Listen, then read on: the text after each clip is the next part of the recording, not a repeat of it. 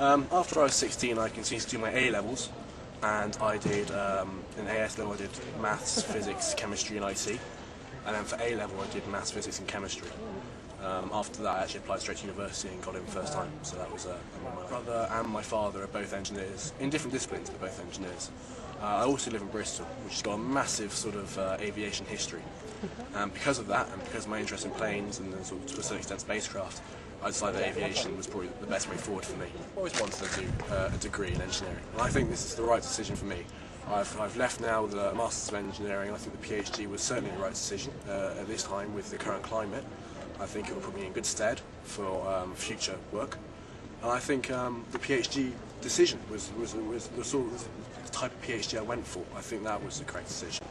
I've always wanted to do a practical PhD, and after my group design project in my fourth year, I knew that rockets and satellites were actually the main area that I wanted to move into. With the increasing technology that's used nowadays, I think as we become more needed by everyone around the world, we'll be able to charge more, to be honest, and I think we'll get more money out of it. I think we are slightly undervalued, but I think that will change.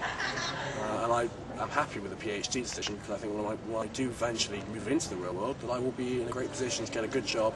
Currently, my PhD is in hydrogen peroxide rocket engines, so I'm looking at attitude control thrusters on spacecraft, both in a monopropellant and bipropellant capacity. And I think the reality of it is that it will hopefully replace hydrazine. Hydrogen peroxide has a very good, is very powerful as a chemical. But the problem with hydrazine is that although it is as powerful, if not more so, it's very dangerous, very carcinogenic, very poisonous. The hope is that hydrogen peroxide can replace this, and it will actually make small satellite launches much cheaper.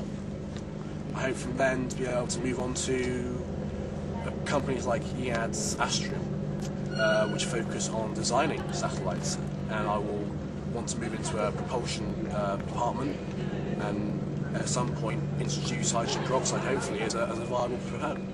I think I most enjoy the practical side of my PhD. A lot of PhDs are very theoretical, a lot of simulations, a lot of analysis. That's not really what I like doing. I like a very practical PhD.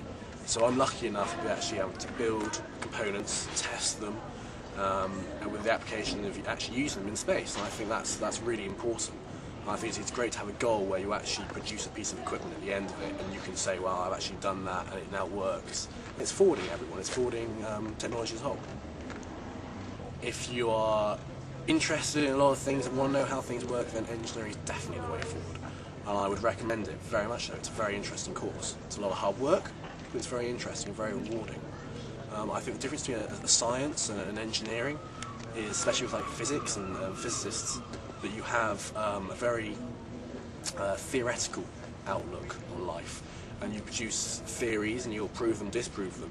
But engineers, however, take those sort of ideas and those theories and actually turn them into realistic components that can be used. I think that's really important.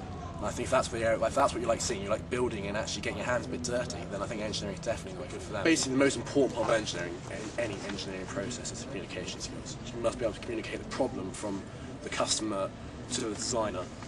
It's very important that you make any assumptions that are necessary, and any limitations of the equipment you're planning to build. From that, you need to design it. I would always suggest using a CAD system to design it. It helps pinpoint areas you wouldn't have noticed otherwise. And at the end of the day, if you want to manufacture something, it's got to be in CAD to start off with. Either use it and go into a CAM software, so it can go into a manufacturing software, or it can be done by hand, but it's important to have that CAD background, the CAD designs first. Once you have designs and you're happy with them, and you've gone through like an iteration process of moving backwards and forwards, of really nailing down what you want to achieve, then go from there and build yourself a prototype, and then it's about testing. And it's really thorough testing is a key. You really need to test every sort of part of the component. Especially with aircraft, when I look at aircraft, you test destruction, but you test for 10 times longer than you'd ever actually fly the aircraft for, because it cannot fail during its service life. And then eventually you go into full-scale production. But it takes a long time to get that far, and you have to really be willing to put the effort in beforehand. Do you have a favourite engineer of all time? I don't think I have a favourite engineer of all time. To be honest, they've all added a lot to our lives in terms of technology. I think if I was forced to pick one, it would probably be from the aviation, because that's aviation history, that's where I'm from. R.J. Mitchell springs to mind. He was the designer of the Spitfire, and he designed probably one of the best planes in the Second World War, which probably helped us win the war altogether. More modern engineers would definitely be the engineers behind Concorde. Only when you do a course, an engineering course, do you realise how complicated supersonic flight really is. And the fact that they had no technology, the computer systems were very, very inferior to today's standards. They really managed to pull off a fantastic flight aircraft out of it. And it was still valid up to just a few years ago. And I think it probably should still be flying today, but that's a conversation for another time maybe. And I've got down here that you work in a nightclub. What kind of music are you into? I listen to all sorts of music. Yeah, because I work in a nightclub, I get released to all sorts of rubbish that comes out. But in fairness, I do enjoy my classical, I enjoy rock. There's nothing that I won't listen to, at least give it a chance. I suppose my favourite activities is actually, I'm an engineer for lighting and sound engineer for nightclubs.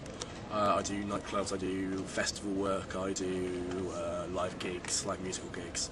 That's really good fun. You get to have a lot of fun there. It's long hours, but it's hard work, but you enjoy yourself and you pull off some really good stuff. I don't know. What 3 words best describe engineers? They're knowledgeable, they are hard-working, but I know a lot of engineers who like to have a lot of fun as well.